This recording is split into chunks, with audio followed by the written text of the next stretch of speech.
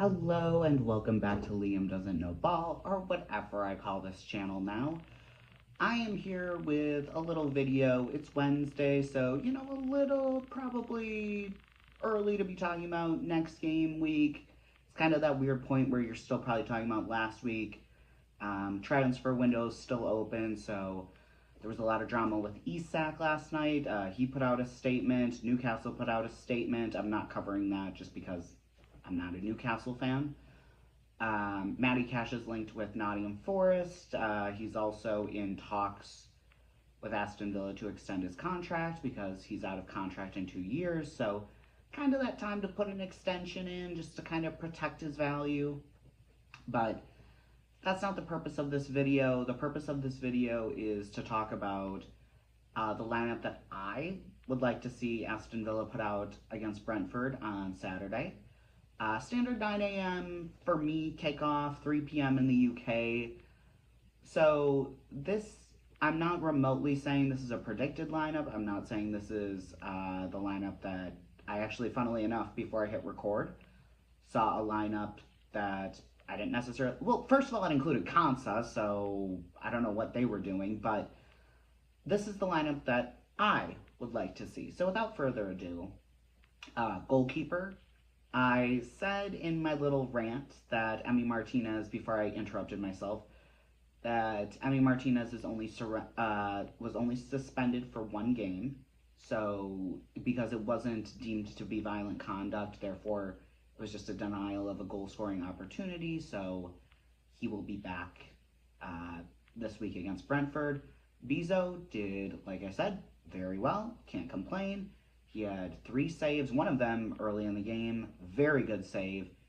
But yeah, good to know that our backup keeper or, the transfer window is still open. Plus, we've got to get through January. If something did happen where Martinez were to leave, I would obviously be sad and it would be a downgrade. But I wouldn't be nervous like I would have been like last year with Olsen. But from some statements that John McGinn and Tyrone Mings have made, it seems like Ramsey was kind of that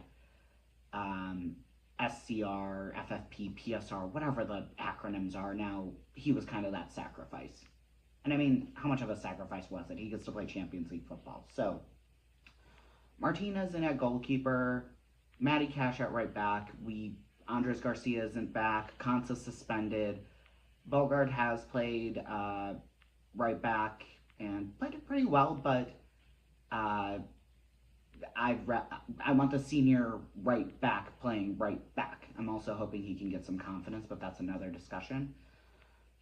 The big discussion now is who fills in for Kansa. I would like to see it be Boubacar Kamara. That's who filled in for him last week, and he came up as a center back, so I like that. Again, I like Lamar Bogard a lot, and I could see Emery playing him there because I think Brentford could be a good chance to because they've had a rough transfer window, we'll say that, I'll be nice and just say that. It could be a really good way for us to kind of work out the way we want to play with that midfield of Kamara, Tielemans, and Onana, but I want Kamara filling in there. I want a real solid defender back there. Now, left-sided center back. Now, this could be interesting because I just don't think we need a big, tough bastard like Tyrone Mings back there. I think give him a rest. I think that this could be a good chance for us to score some goals against Brent again. I mean, no disrespect to Brentford, but they've had a rough summer. I think it might be nice to see Pau Torres get in there and see what he can do. Well, we know what he can do, but, get some Premier League action.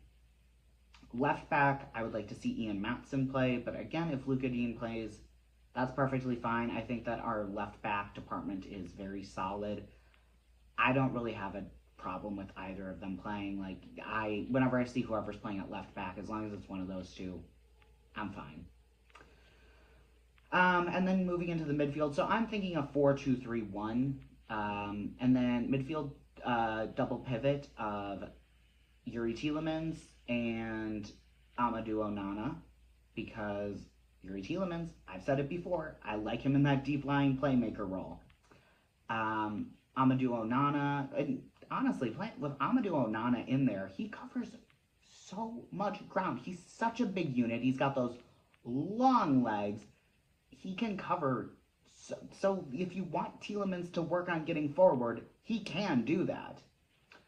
And yeah, so what I like about Amadou Onana, I think I've said this before on this channel, but if not, I like that he can play that Tielemans role, because Tielemans was injured at the end of last season, and against Bournemouth, he was bossing in the midfield, making some driving runs and doing a fair amount of creativity. Now, is he as technically gifted as Tielemans? No, but he was doing a pretty darn good job filling in.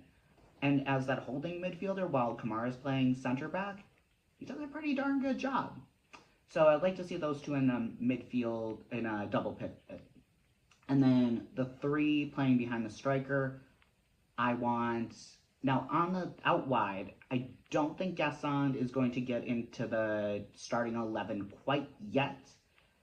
And from what I've heard, he plays on the right.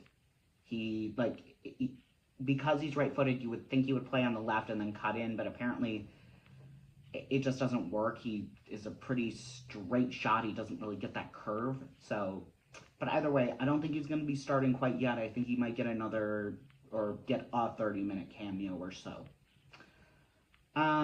So out wide, I would like to see Malen start. The nice thing about Malen is he can kind of play anywhere along the front line. He's kind of played on the right against Brighton, definitely because he slotted one away from the right in his goal there. And then I would like John McGinn as the other wide player, but I think I would probably have, because Malen did also play on the left against Nashville SC, because he scored from the left, and I would just like to do that because then they can each kind of cut in, and also I'd like to see, McGinn helping potentially on the right side with the defense. So that's my logic there, and then also the ability to kind of cut in. And then through the middle, I want Morgan Rogers. I want him in that best position. As long as he is fit and healthy and able to play. I don't know what was going on last Saturday, but I hope that he's not still injured and he's fully recovered. And then up top, very obvious, Oliver, George, Arthur, Watkins. I would like to see him score at least one. He has a pretty good record against Brentford, and who knows, maybe it could be multiple, although I don't think he's scored multiple against Brentford. But yeah, whatever, as long as he scores and or gets a couple assists, I'm getting a little cocky, but I am looking forward to the game on Saturday. That is the lineup I would put out, or the lineup I would like to see and why. Again, just to recap, Martinez in goal, Cash at right back, Boubacar Kamara right-sided center back, Pau Torres left-sided center back. But if it's Mings, I'm not going to complain. Left back, I would like to see Ian Matson, but if it's Luka Dean, again, not going to complain. Midfield two of Yuri Tielemans and Amadou Onana. Three behind the striker of John McGinn, Morgan Rogers, Daniel Malen, and up top, Ollie Watkins. Let me know what changes you would make to that lineup, and as always, up the Villa.